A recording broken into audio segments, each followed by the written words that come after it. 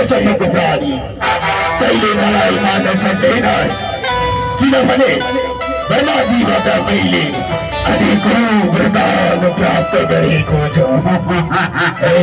तैले ब्रह्माजीको कुरा गर्दैछस् साक्षात म त्यहीको अंश बनेर आएको छु। म भित्र मर्दिन र बाहिर मर्दिन,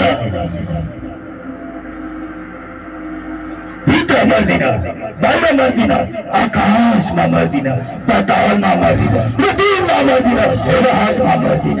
यति बेला न आकाशमा छस् न पातालमा छस्, यी मेरा घुँडाहरूको बिचमा छस्, सँगसँगै यी मेरा हातका नगराहरू ब्रह्माजीले बनाएको कुनै पनि सृष्टिबाट मेरो मृत्यु हुँदैन।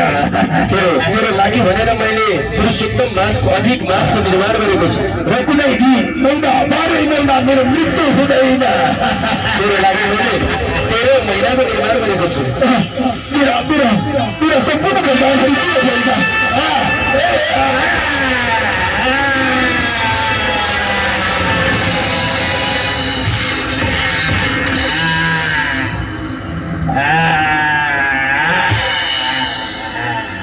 ल हाम्रो 4 जना स्वयंसेवक साथीहरू आएर यो हिरण्यकशिपुको लासलाई नजिकको घाटमा लगिदिनु होला।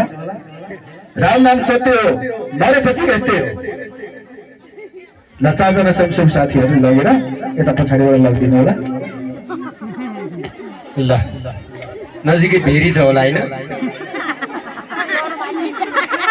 आनन्द कन्द भगवानको विवाहको सुन्दर झाँकी छ।